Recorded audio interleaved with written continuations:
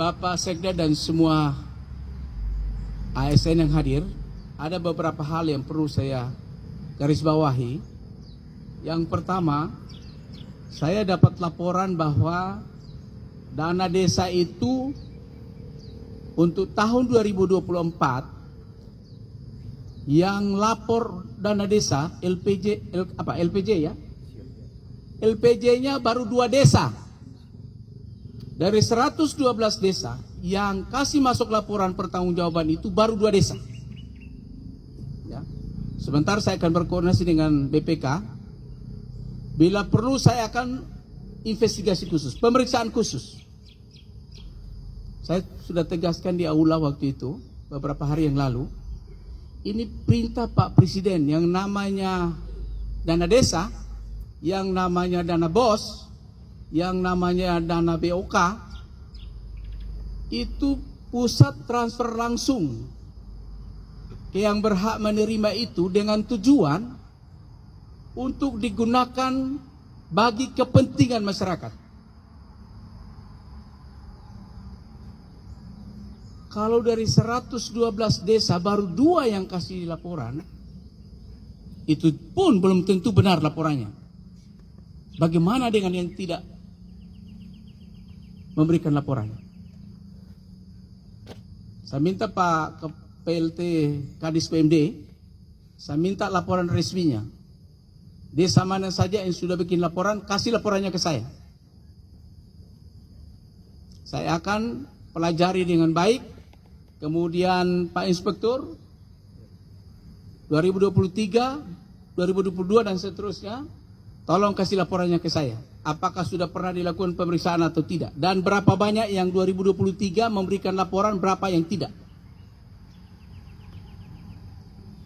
Bapak Ibu, saya sampaikan saya tidak akan main-main dengan dana atau anggaran dari pemerintah. Karena itu saya minta supaya Pak Kepala Dinas atau Pak Sekda, besok saya akan berangkat ke Kupang, ada beberapa pertemuan dengan Pak Gubernur dan Menteri Kesehatan, pihak Bank NTT, kemudian pihak Balai Sungai dan Balai Jalan. Selanjutnya tanggal 17 nanti saya dan Pak Gubernur dan seluruh Bupati Wali Kota se-NTT kami akan berangkat ke Jakarta. Tapi saya minta supaya Pak Sekda dan seluruh jajaran bekerja dengan semaksimal mungkin. Semua gugus tugas yang sudah kita buat, saya minta supaya kerja dengan baik. Kepala Dinas Perhubungan ada? Tidak ada. Nah, ini Pak Sekda saya minta juga diatensi nih. Sudah 5 bulan tidak tagih.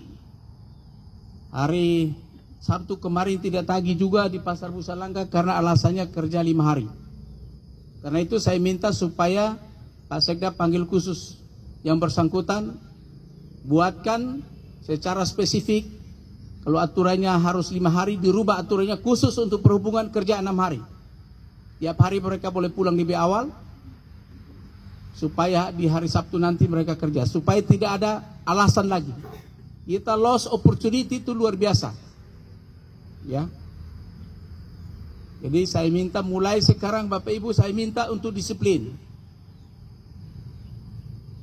Khusus untuk dana BOS, sama saya minta laporan khusus nanti, dan dana BOK.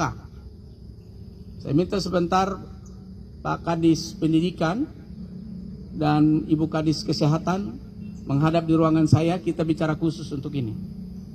Dan Pak Kepala PLT Kepala Dinas PMD juga masuk lagi ke ruangan saya untuk kita bicara.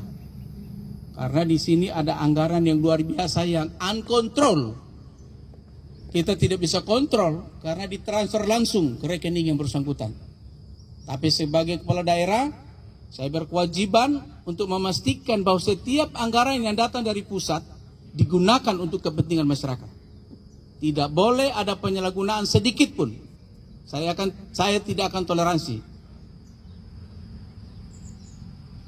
Yang berikut, untuk bantuan-bantuan nanti di desa, Pak Kadis mohon diatensi.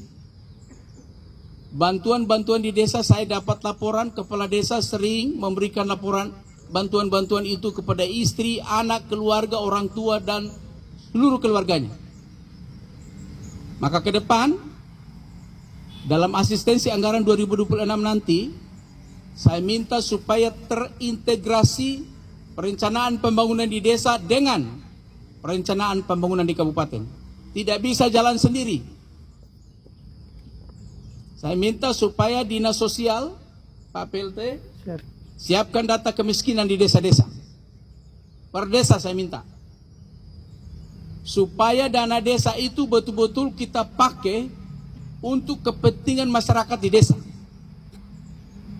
Bagaimana kita bisa entaskan kemiskinan kalau anggarannya begitu besar di desa, tapi digunakan tidak tepat sasaran. Nanti Dinas Sosial kita mempenetrasi sebesar apapun, mau bantuan-bantuan sebesar apapun, tidak akan bisa menyelesaikan persoalan. Karena dana desa jalan sendiri, kita di kabupaten jalan sendiri. Ke depan tidak bisa terjadi seperti itu. Demikian juga nanti asistensi anggaran di PMD diperhatikan betul. Anggaran-anggaran yang tidak tepat sasaran itu tidak boleh diloloskan. Dan kita semua di berbagai OPD nanti sebelum penyusunan KUA PPS, saya sudah harus dapat laporan tentang rencana bagaimana kita membuat program kegiatan. Program kegiatan itu saya minta supaya ada output outcome-nya. Program yang tidak jelas tidak perlu. Ini perintah pusat. Kita mulai tahun ini dan tahun ke depan akan ada efisiensi yang luar biasa dilakukan oleh pemerintah pusat. Karena itu kita